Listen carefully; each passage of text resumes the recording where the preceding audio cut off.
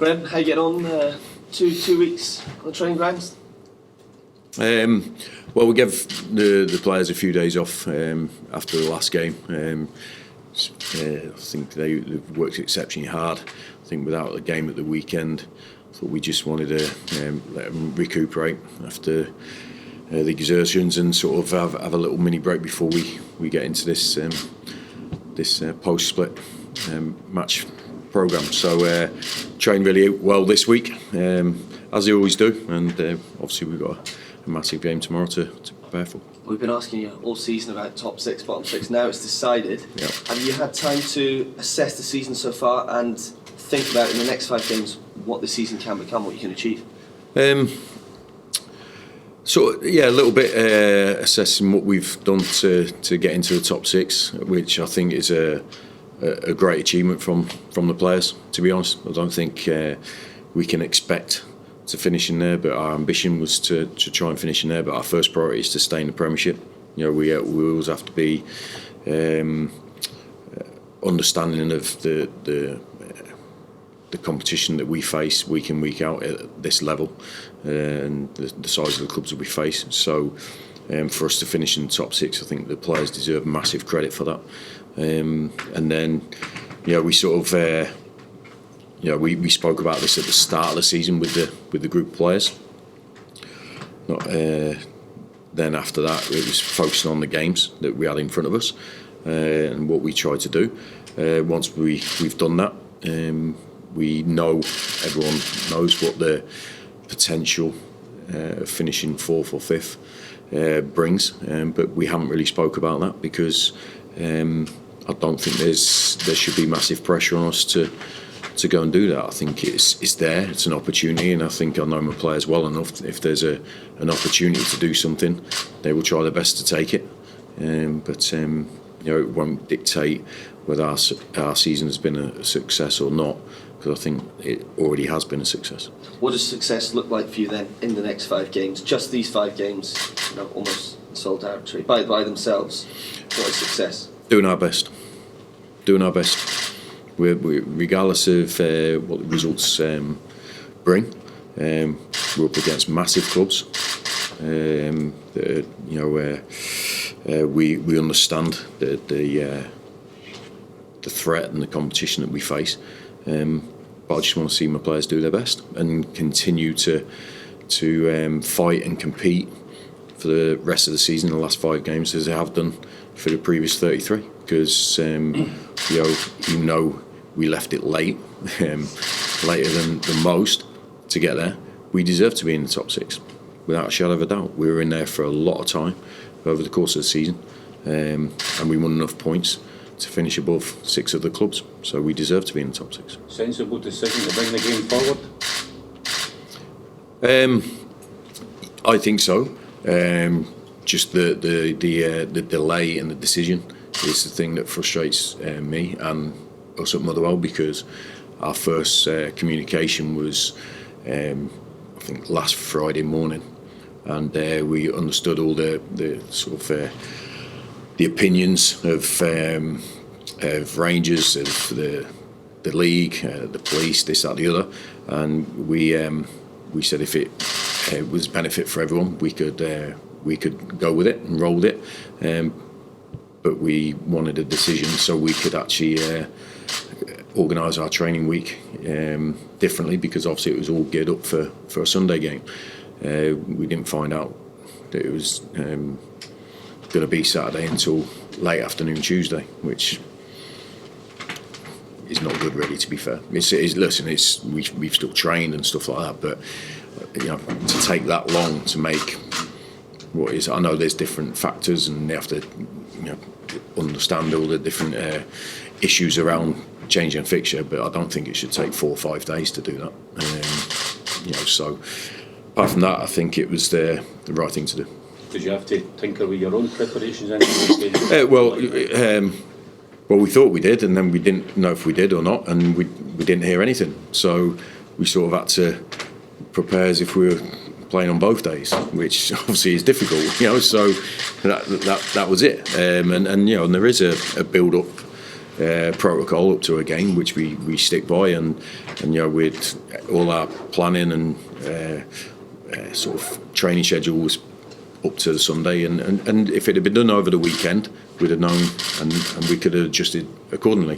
But we didn't know until after we'd already trained, and so that was a bit of it. Listen, there's bigger problems to overcome, but I just felt we were sort of left to the side of the behind the decision. It was like it was all geared for other people apart from us. How's your squad looking?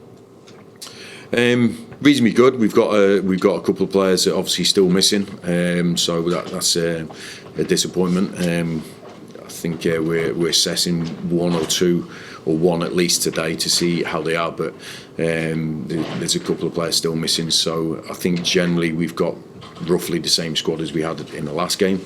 But we certainly got enough to put out a good team and a good bench. But yeah, we always have, throughout the season, little issues with players. It's part of the course when you're playing in a competitive league. I think there's a chance Rangers could be looking towards the European game.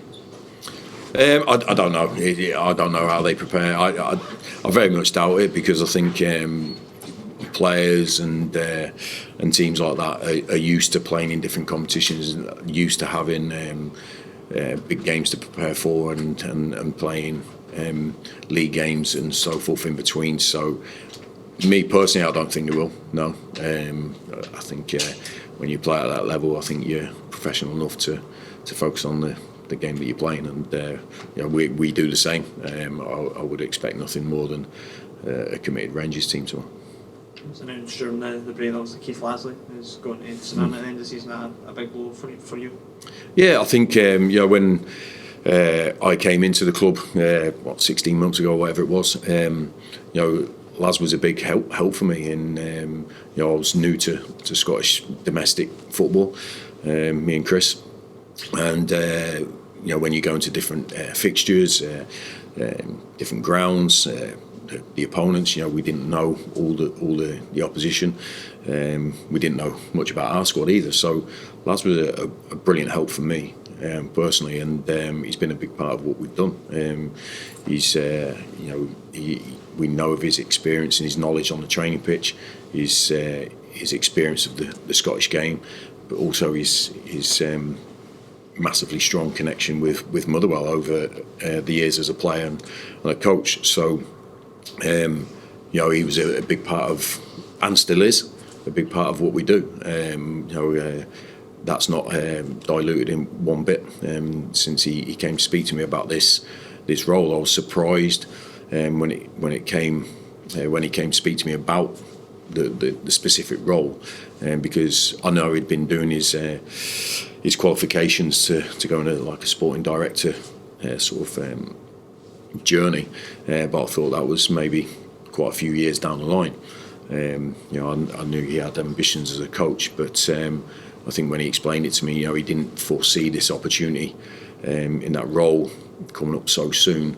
And then I think his mindset was, well, how many opportunities will come along in the future and so forth. So, he's told me he's done a lot of soul searching, because Motherwell's played such a big part of his whole life, never mind just his career.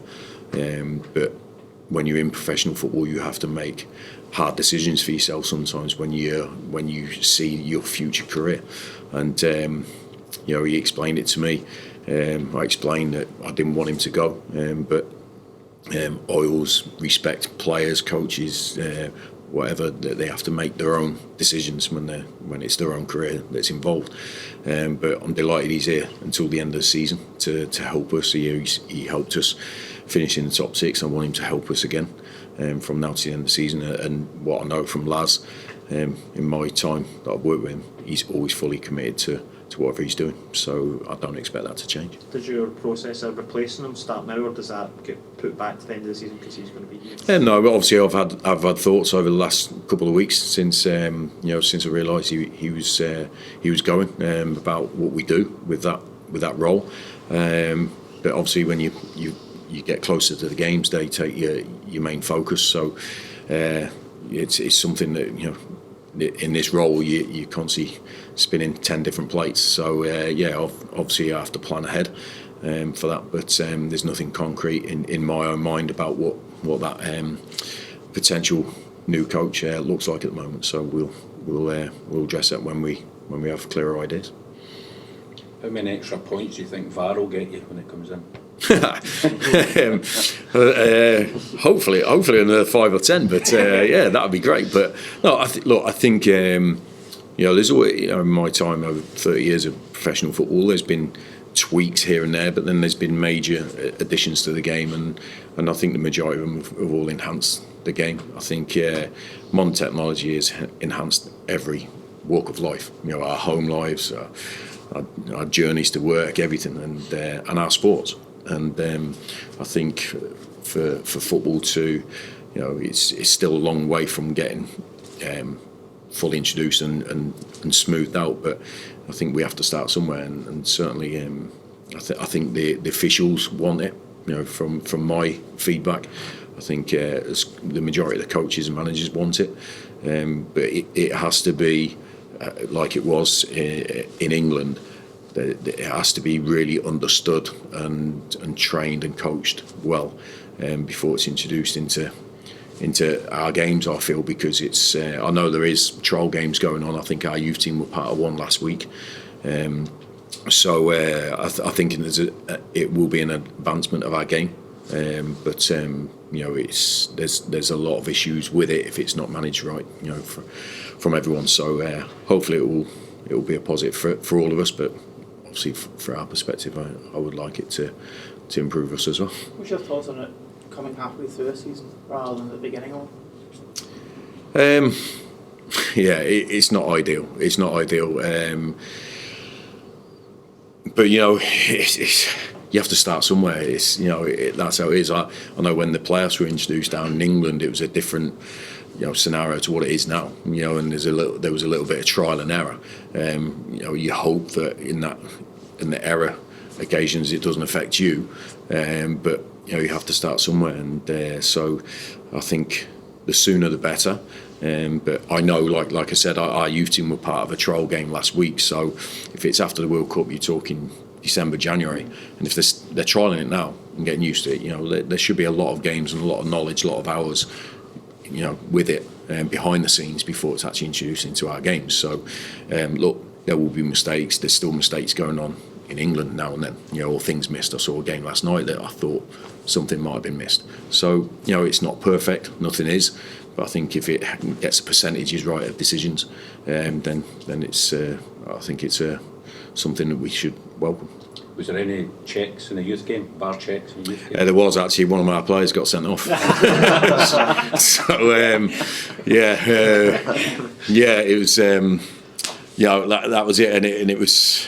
I haven't actually seen it, but I was speaking to the lad who got sent off, and he said it was through VAR and that. And I said, are they just trying to work on that? So he was a guinea pig or something. Who knows? I don't know. So I haven't seen it myself, but I haven't spoke to the academy coaches to see how they felt it worked over the whole. But I remember speaking to the young player who was with us the other day that he got sent off last week through VAR, and I was like, what? So I didn't even know this game was being trolled for that. So, but yeah, I think. Hopefully they see it, and if they see it back and they go, "Oh, we made a mistake," or "We jumped into it too quick." Hopefully, all these things are ironed out behind the scenes before it's introduced into. Because you saw the tightness of the league and how close it went down to the top six split. It went down to the last 20, 30 seconds of our game. That's the margins that we work on. The whole league. So we have to get as well prepared for it as possible.